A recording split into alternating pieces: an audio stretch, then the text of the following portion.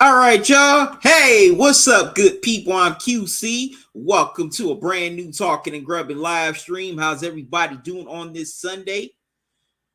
Excuse me. Hope everybody's doing good. I'm doing good. How's everybody's Labor Day weekend is going so far? I know a lot of y'all excited for Labor Day tomorrow. Y'all either gonna kick back, gonna kick it, just chill and relax. All right. Without further ado, here's my instant recap of episode 5 of Winning Time, The Rise of the Lakers Dynasty. And tonight's episode, this is episode 5. It's entitled, it's titled, The Hamlet. The Hamburger Hamlet. Now, this episode picks up where last week's episode left off. They're still in Utah. It's still a major media frenzy after Magic demanded that he wanted to be traded from the Lakers.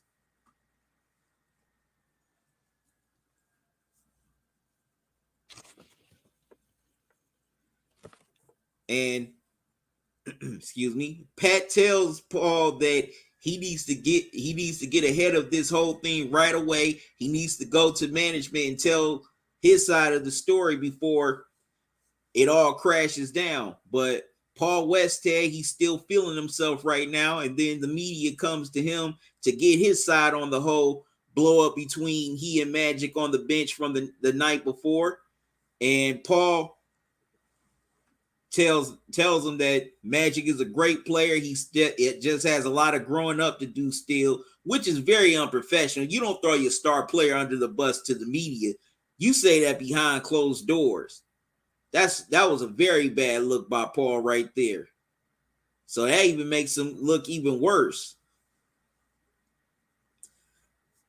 Now, Buzz, he's very upset that Magic went to the media, demanded a trade. He feels like Magic stabbed him in the back after giving him that 25-year, $25 million contract. He feels that Magic took him in like, he feels that he treated Magic like a business partner, took him in like his own, like a son, and he feels that Magic is being disloyal to him.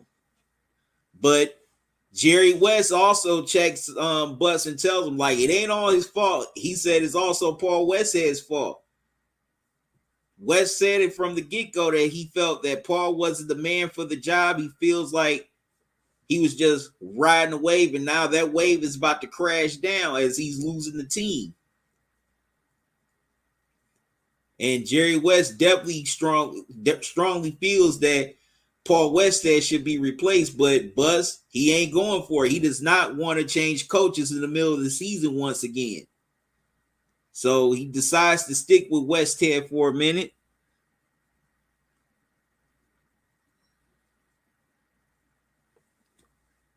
Now, Paul goes to see Jerry Buss the next day, but his secretary stops him and tells him he's in a meeting. And he asks him who's he in a meeting with. She can't tell him. And then, he sees the door cracked open. He looks at a big board with other coaches' names on it. So he's starting to see the writing on the wall, literally. So Dr. Butt's son escorts Magic to the Hamburger Hamlet. That's what it's called.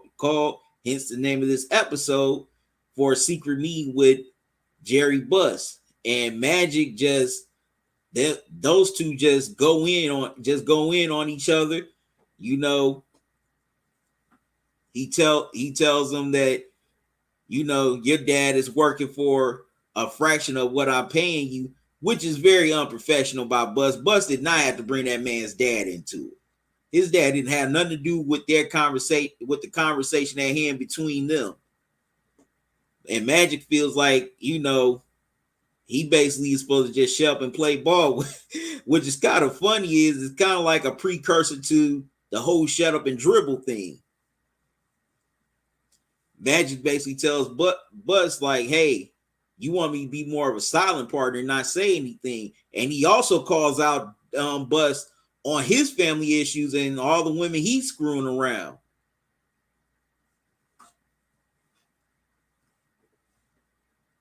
And also Magic lets him know, like, why you didn't stick up for me, when I was trying to tell you this whole situation between me and Paul was not working. And Jerry Buss just looked speechless. He couldn't say anything. So basically, in so many words,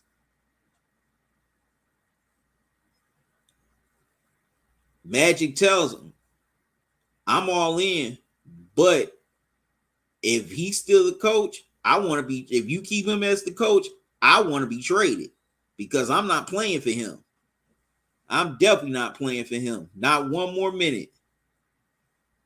And also, it got so icy between he and Paul in Utah at the beginning. They both had a stare down. Magic looks at the camera and said, I meant what I said, meaning that he still wants to be traded. So Buss is stuck between a rock and a hard place. Does he replace another head coach in the middle of the season again, or does he ride it out with Paul? So later on, Paul and Buss meet in his office, and Buss breaks the news to Paul that he's fired. And Paul feels like that, Magic is driving the decision, not you. And Buss lets him know, no, this is me. This is my team. I make the decisions. No player makes any decisions. This is all me.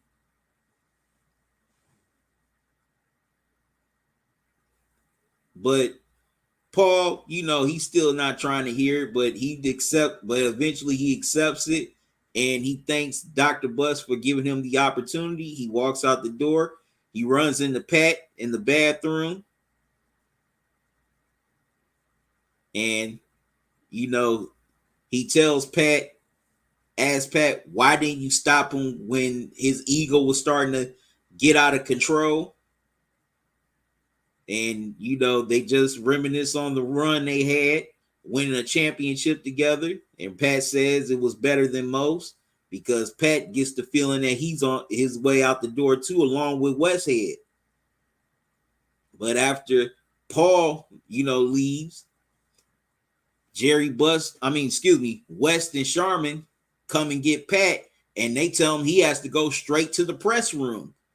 And Pat at first thinks that Jerry Buss is going to fire him publicly in front of everybody, but they tell him, no, you're staying on. And Pat can't believe it. He can't believe he's staying on, because he thought, hey, I came in with Paul, I was going to leave with Paul. But no. And Jerry Buss is there in the press room for a press conference to announce the firing of Paul Westhead, and also the promotion of head coach. Actually co-coaches, because Buss announces to the media that Pat Riley's going to be the coach and Jerry West is going to be the offensive coach, quote unquote. And the media just starts laughing at him like, wait a minute, this ain't football. Is this football? What, you going to have a special teams coach too? They just clown Buss for this plan. Now, Jerry West gets very flustered, because he was not trying to go back into coaching again. He just wanted to just strictly stay in the front office and just put together the team, because he felt like he would definitely be nervous as a coach. So this is something he was not ready to get back into. He basically told Pat that he was going to defer to him and that this was his team. He didn't want to have too much to do with it. And he told him, don't get kicked out any games, because guess who's not going to be there? Old West. But then Pat gets on the podium, and one media asks him, what is he thinking about? He said, all I'm thinking about is lunch. And they started laughing. But initially, Pat's a little flustered too, because, hey, he's been thrust into this spotlight where now he's the head coach. But then he starts handling the questions with confidence, and also he gives Paul the credit, gives Paul's credit, saying, hey, he's a friend. We accomplished a lot together. He doesn't throw him under the bus, which I give him props for that, because he feels like, hey, this guy gave me my starting coaching. He pulled me off the, broadcasting booth to put me on the bench.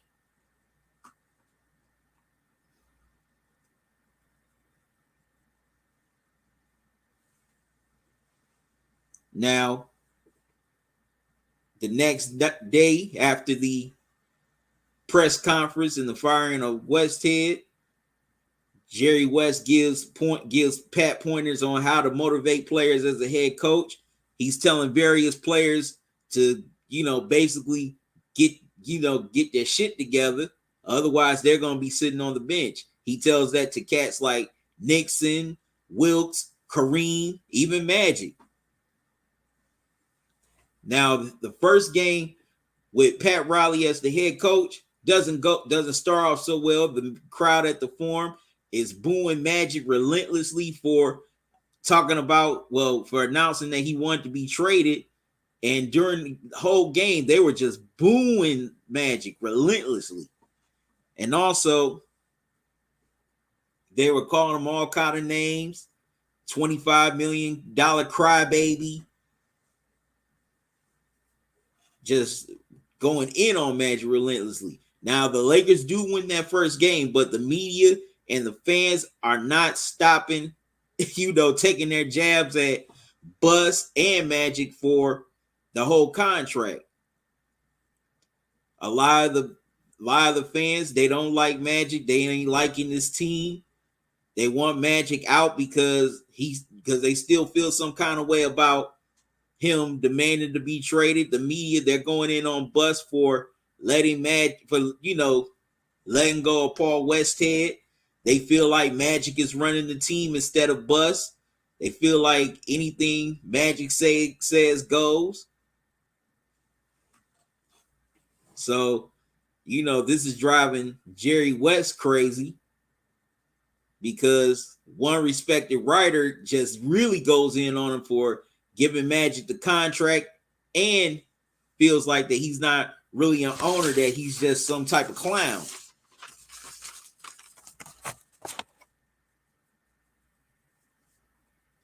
So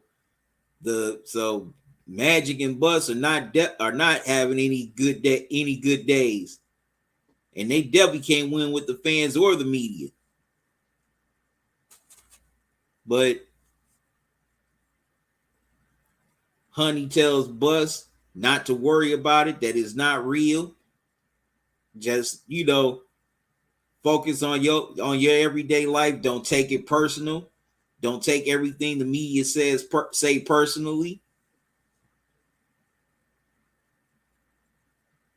And just don't worry about it. Just keep your focus on building and running the team.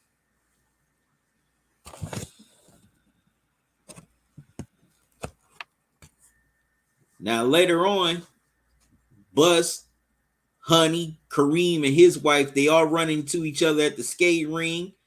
The ladies, they go off and skate, talk, and Bus and Kareem are alone. They talk they get to talking, and Kareem confronts Bus about the fact that he did not like, excuse me, he expresses to Bus that he did not like the fact that he let Paul go, because Kareem really liked Paul Westhead as a head coach. And also, it seemed like the team was also riding with Paul Westhead as well. But Kareem definitely didn't like the fact that Paul Westhead was let go. And he also didn't like the fact that he gave Magic that contract, because he feels like that he exploited Magic and took advantage of him, because he said within the next few years, that's going to be the average salary in the NBA, $25 million. So basically, he just told Bus how he really felt about letting Westhead go, and the whole Magic contract situation. Now, later on that night, well, the next night, Magic is in Bus's office, and Jeannie comes in to confront her dad, but she sees Magic, and he expresses to her second thoughts on the things that he said at the private meeting between him and Bus. But Jeannie actually is proud of Magic, and she calls him her hero because for once somebody stood up to her father. And she told him, now, my father can't control you. He can't bully you. He can't tell you what to do.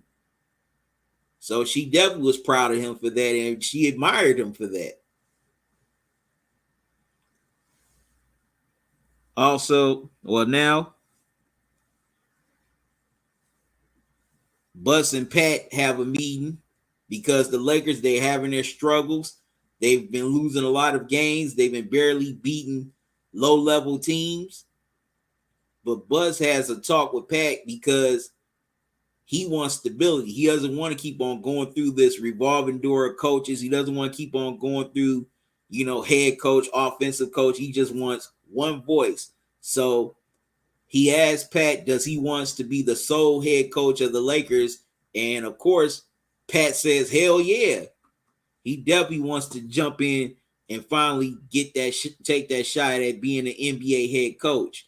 But it gets rocky between him and the players because the players are definitely not taking Pat seriously as the head coach. They're still treating him like an assistant. Matter of fact, they're treating him like a doormat.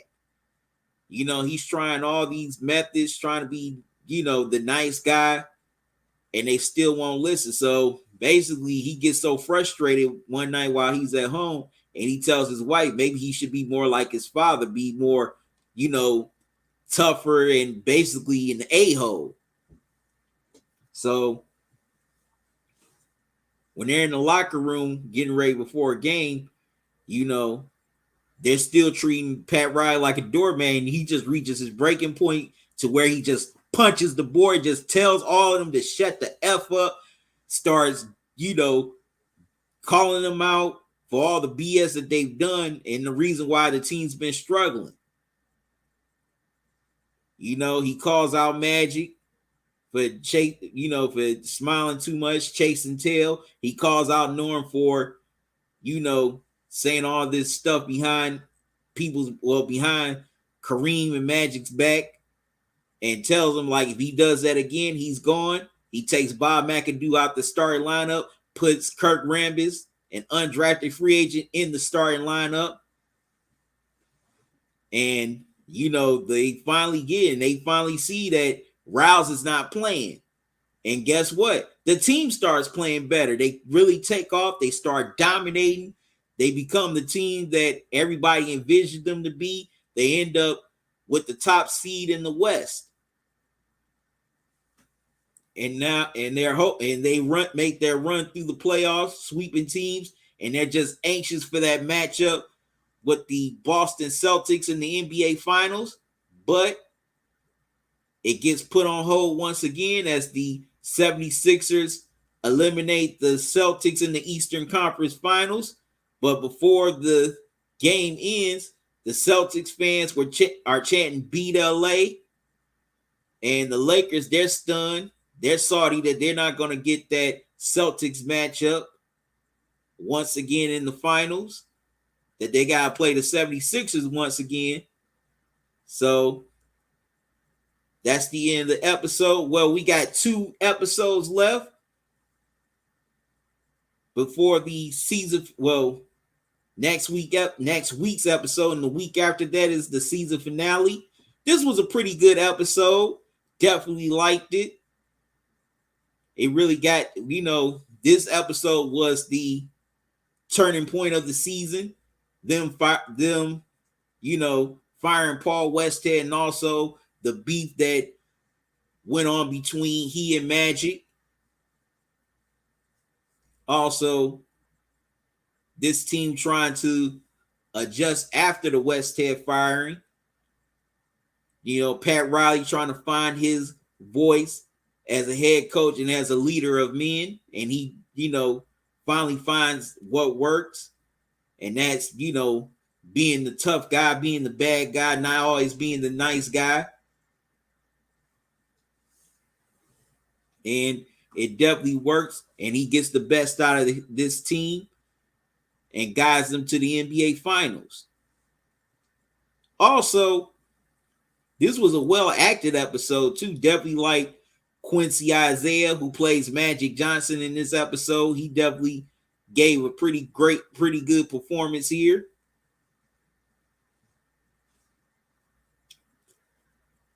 Also, definitely like all the tension and the drama in this episode. But man, this was just a great episode. And I definitely can't wait to see what unfolds in these final 2 episodes. Next week's episode and the season finale the week after next. All right, good people, I got an announcement to make. Due to me doing the dinner and Sunday night football live streams, I won't be doing these recaps live anymore. I'm going to be making video recaps, and I'm going to post them. So I'll still be doing the recaps for the last 2 episodes, but they won't be live. They'll be in videos. You can definitely check them out once I post them.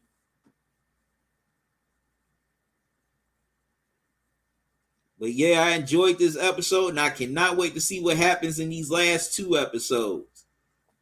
All right, good people, I'm about to get out of here. Thank y'all for joining me. Whether you tuned in on YouTube, Facebook, Twitter, or Twitch, I'm just glad you took time out your Sunday to hang out with me for a while. And I'll be back on live tomorrow night doing a Dirty South preview for the NFL season. I'll be covering the AFC South and the NFC South. Can't wait to get into that. And also, definitely can't wait to do this dinner and Sunday night football. The season premiere is this Thursday at 7 o'clock. Lions and Chiefs. That's going to be a fun one. And also, next Sunday, I'll be doing another dinner and Sunday night football live stream. We got a classic NFC East battle between the Cowboys and the Giants. That's going to be another fun one for this NFL kickoff week. So until then, y'all have a good one. Love y'all to life. Salute. Y'all be safe. Enjoy the rest of your night and enjoy your day. Y'all have a safe and happy Labor Day. I'm out. See y'all tomorrow.